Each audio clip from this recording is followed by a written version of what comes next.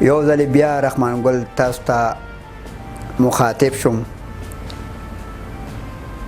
زه نن د افسوس مقام دی، دومره د افسوس مقام دی چې زما د کوم بچی سره زیاتی کیږي،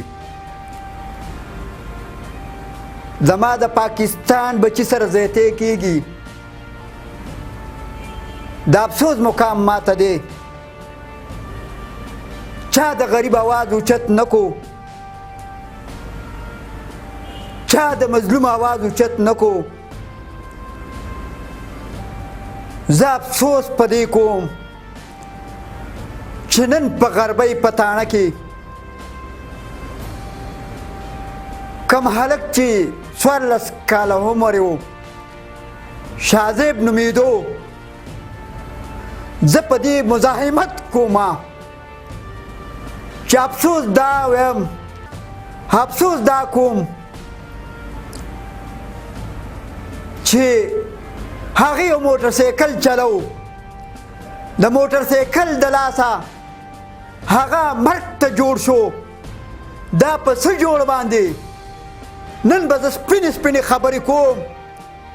زه په هر یو ویډیو کې زه دا وینا کوم چې سپینې زما عادت دی، سپینې زما رواج دی، سپینه زما وینا ده.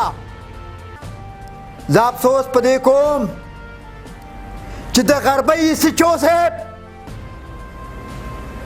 وزیر اعلی صاحب، ډسپي صاحب، صوبایي ممبرانو، د قومي ممبرانو، وزیر اعلی صاحب، تاسو په دې نوټس واغستو چې تاسو سچو گرفتار کړی دی. زه بیا مزاحمت کوم چې تاسو وایي موږ په دې کې چې کم دی غربۍ تاڼه کې ویډیو کیمرې نصیب کړي دي. دا څنګه ویډیو کیمرې دي؟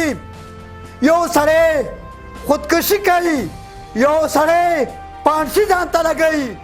افسوس د دا کوم په حوالات کې رسۍ د کم ځای نه پیدا شوه، په حوالات کې څادر د کم ځای نه پیدا شو، په حوالات کې نور څه د کم ځای نه پیدا شو. یو سړی پانسي کېږي، تا ته کیمرې نصب دي، په هغې کې تاسو برای راست خلک ګورئ چې دا ملزم څه کوي، د دې کردار څه دی، دا په کوم سټایل کې ناست دی. زه افسوس دا کوم موجوده حکومت SHO صاحب دا زر تر زره ته تسلیم کا چې تا کې د شګردۍ لاس دی، تا کې د بل چا لاس دی. زما بچی نن تا شهید کو، زما بچی بل ورځ په یونیورسټۍ کې په موټر کې چې راتلو هغه تا شهید کو. د دې نه مخکې واردات شوي وو. نن د عایشه ګلالۍ مرکزي رهنما رحماني ګل چې کم دی هغه راپاڅېدلی دی. یو ځل بیا د مظلوم آواز به اوچتی، د مظلوم سره د شانه په شانه ولاړ یم. دا زما د قوم بچی دی.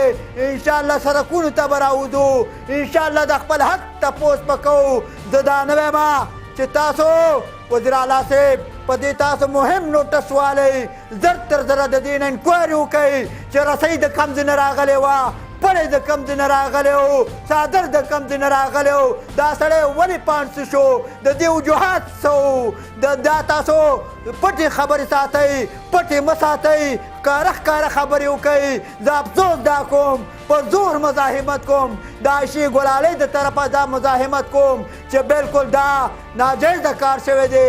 کم ماشوم چې هغه په 1 کلاس کې سبق وایي، د 14 کالو عمر دی، تاسو ته زه دا وایم تاسو دا د شرم مقام دی. تاسو 18 سال عمر ورته ایښودی دی، دا د 18 کالو نه دی. تاسو ډېر برث سرټیفیکیټ وګورئ، دا د 14 کالو ماشوم سره تاسو زیاتی کړی دی. افسوس زه دا کوم چې دا څنګه دا تاسو وایئ چې موږ تبدیلي راوستې ده. دا څنګه د مدینې ریاست دی؟ د مدینې په ریاست کې یوم دا نه خوښوي چې سراسر یو طالب العلم چې هغه د 14 کالو وي هغه تاسو شهید کوي. زه بالکل دا د دې په زور مزاحمت کوم.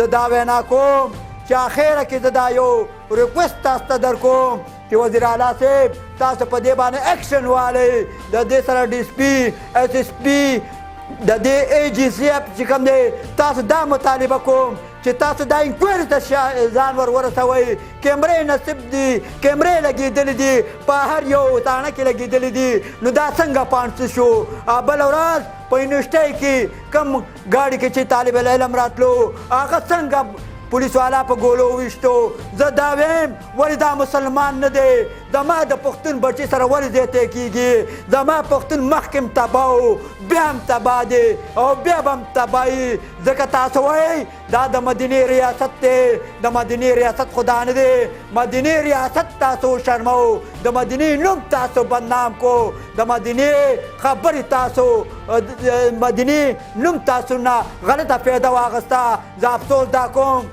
تبدیلی نوم تاسو ورله ورکړی دی خو دا ورته ووایئ چې دا تبدیلي نه ده دا د غریب ظالم په سر باندې د غریب په سر باندې تبدیلي کوو دا ووایه جاگیردار ته مونږه سزا نه ورکوو خان ته مونږ سزا نه ورکوو غریب هم ورته مخامخ کړی دی غریب سره په هر یو کې زیاتی کېږي غریب سره تاسو زیاتی کوئ زه په زور مزاحمت کوم انشاءالله یو څو ورځ کې به دننه دننه موږ په ګوټ ګوټ کې په هر ضلع کې به راوځو لکه د خریړو په شانتې عایشه ګلالۍ یوازې نه ده په هر ځای کې به موږ راوځو او احتجاج به ریکارډ کوو